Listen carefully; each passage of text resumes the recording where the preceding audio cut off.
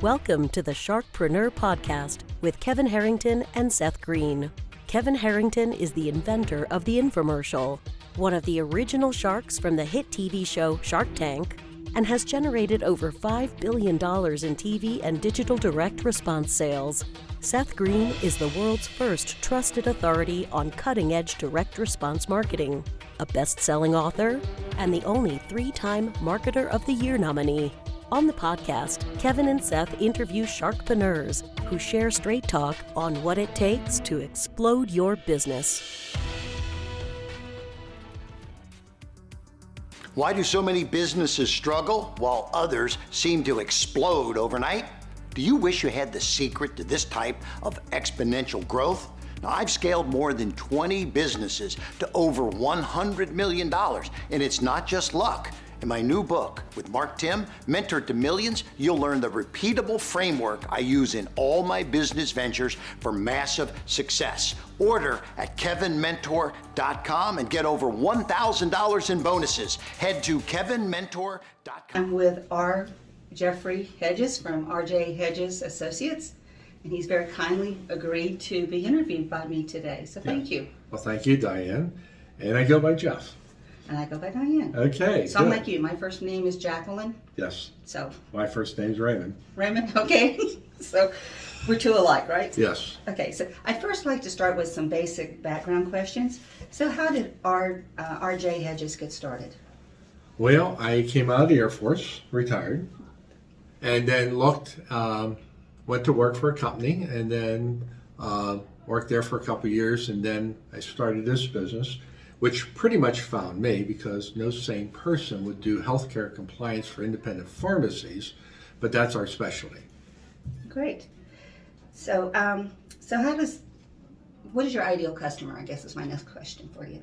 Our ideal customer is an independent pharmacy with anywhere from 5 to 30 employees. We do have larger clients who go up to over 200 employees, but that's our best range right in there. So are most of your clients in Pennsylvania, or are they all over the country? No, it's all over the country. We have clients in all states, from coast to coast, and Alaska as well as Hawaii. So, what do you do for your customers? We provide all the compliance requirements that they need to meet all the alphabets: DEA, FDA, Health and Human Services, the state pharmacy board's requirements, the pharmacy benefit managers' requirements who enforce Medicare Part C and D, and there's a whole hodgepodge of regulations which require the pharmacy to have policies and procedures, specific forms. They're required to do specific training, and we provide everything on our own proprietary platform. So describe your ideal customer. Ideal customer is a pharmacy owner, has a 1 or 2 pharmacists working for them, anywhere from 2 to 4 technicians and 2 clerks. So it's basically the ideal client. So how does a prospect or a customer find you and your company? Well, there's a lot of ways, but trade shows have sort of waned. A lot of people don't go to them anymore. The virtual podcasts are not. No one's getting any good results off that. Magazine ads, no one has time to read them.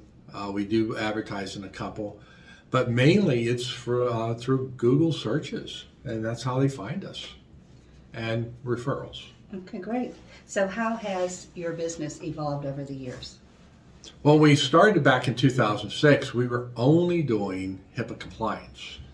Then the rules changed for durable medical equipment. We added that, and OSHA, human resources, and then when the pharmacy regulations started coming in more tight, we do all types of pharmacies, non-sterile compounding, immunizations, diabetic shoes, and there's a whole host of things that we do. Basically anything that the pharmacy does in their pharmacy, with the exception of actually dispensing the medications, we provide those compliance services for them. Wow, so you're very busy then. We are quite busy. Good. So tell me a little bit about the team that you've built. The team I have is phenomenal. It's probably one of the best teams I've ever had, including all the teams I had in the Air Force. They, the ladies are pretty much all stay-home moms or stay-home grandmas. They have full benefits, good wage, and they have the flexibility to take care of their family and work a full-time job. It's not 9 to 5. They can start early, they can start in the evening. The biggest thing is that they are available to their clients wherever they may be. That's great. And my next question was, why do they like to work here? But I think you've already answered that. I don't get any complaints. I get a lot of people that are asking to come to work for us. So apparently we got it down. Okay. So other than the flexibility and time, and what other type of benefits do you offer them? Well, we do a full health care. We offer health care to our employees, so they have a choice whether to do it. We're matching 25 or 35% this year, Right. so we had to increase that because of all the fees are going coming from all the health care insurances. The benefit packages, as far as time off, they get 4 personal days. They get we give a lot of holidays. Holidays that most people don't do because we give the day after Thanksgiving off. We also give the day Good Friday and Easter Monday off because the kids are home. And if the kids are home, mom can't work. So that's why we do it. That's why we're family friendly. So, and then our 401k. We have a very robust 401k.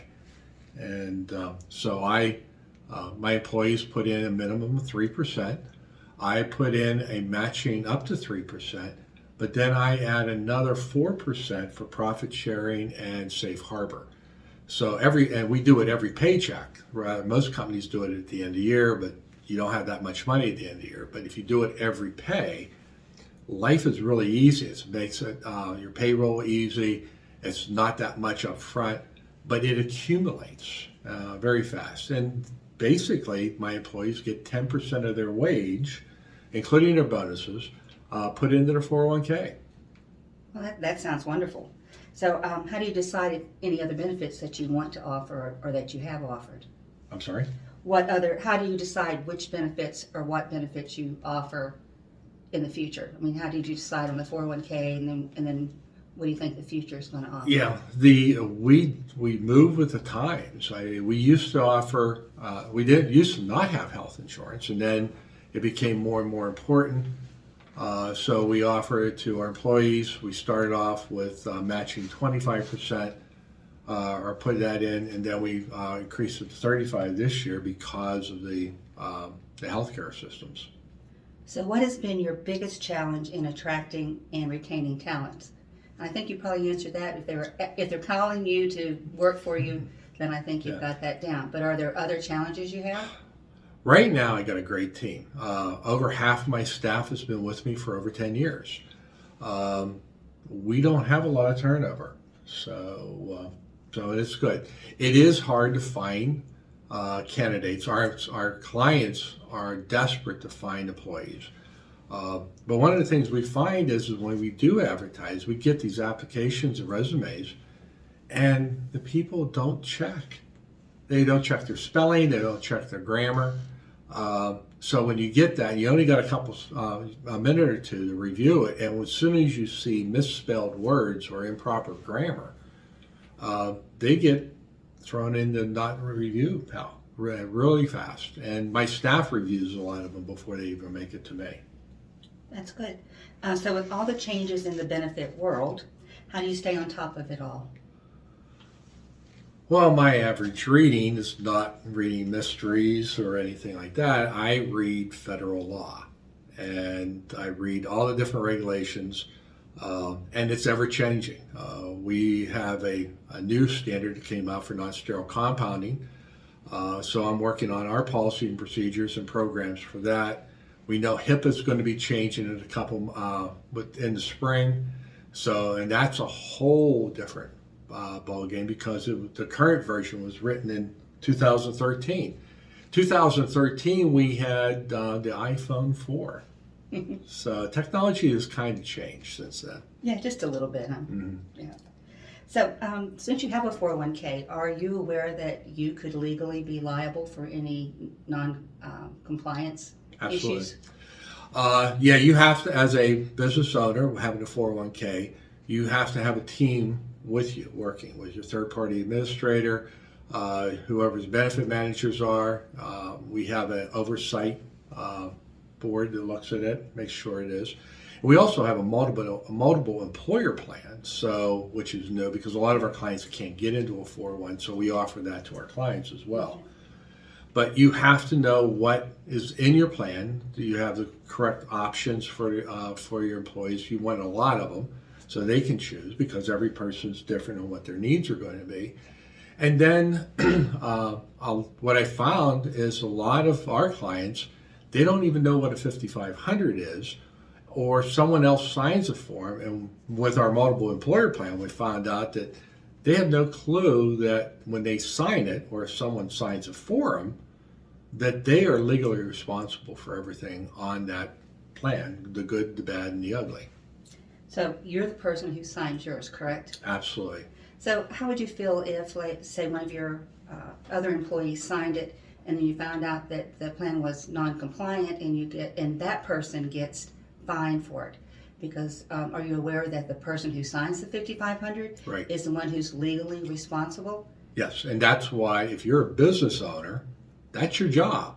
You got to protect your staff. You got to protect everything around you, and it's your 401k plan. So you have to check your own plan, ask questions, and know what's going on. So, just hypothetically, how would you feel if one of your employees signed the 5500 and they got fined? Because you can't step in as a business and pay that fine. It's legally theirs. How would I feel on something that would never happen? I would be shocked. That'd be the biggest thing. I would be shocked if I had a problem with my plan because I have a good team around me. Okay. So when was the last time your 401k person came in to see you and to talk to your employees? Well, we actually have it scheduled on March 1st. They're coming in for their great. annual review. And what about the health insurance person? Does he or she come in on a regular basis to talk? She's available when she comes in. Most of the time she just talks to our employees individually, and it works through our in-house accountant. Great. And are you aware of the Supreme Court's 401k ruling that affects all 401k plans? Yeah, it's oversight, and there's a lot of crazy things going on with them. The more and we find in our industry, the more regulations you put on, the more chances for fraud to occur. Yes, that does happen in a lot of cases. So, are you aware? So, what do you like best about what you do as far as offering the 401k plan to your client, to your employees? Well, it's our employees and our clients with the multiple employer plan. You have to understand what the plan is. It has to have multiple functions, multiple plans. On some of the reading I got ready preparing for today's podcast, I was amazed at the lawsuits that companies or plan administrators would only offer 2 or 3 items or plans for the employees to choose from. That doesn't sound right, and that's where the class action lawsuits seem to be coming from. I think we have 45 options, plans that our employees can select parts or whole right out of them on their choices. Well, it sounds like you have things under control, but let me ask you, since you signed the 5500, have you ever asked your TPA to sign? No, that's my job. So if you did, what do you think they would say? I don't know. It's my job. I'm a business owner. It's my plan. It's my responsibility. And if someone's having someone else do it, they're not doing their job as a business owner and taking care of their employees.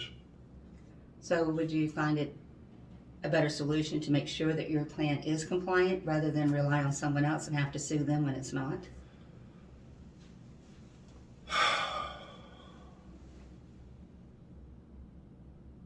That's a hypothetical that will never enter my mind.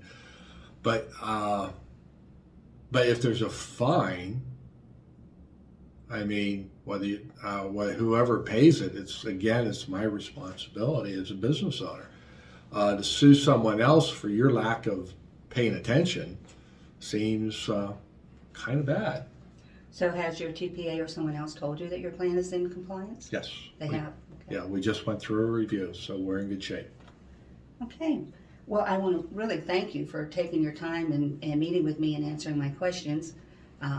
And I hope everyone gets to see this and learns about your company, because you have a great little company here. Okay, well, thank you. And we try to do our best for our clients and independent pharmacies.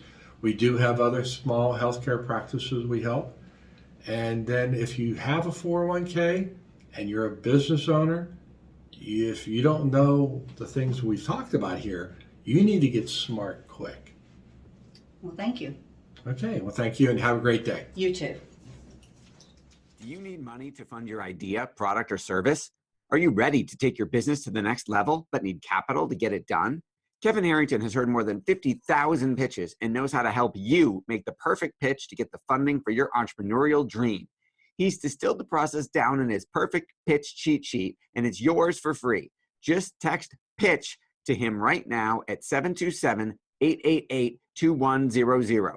Text PITCH to 727-888-2100 right now and claim your free perfect pitch cheat sheet.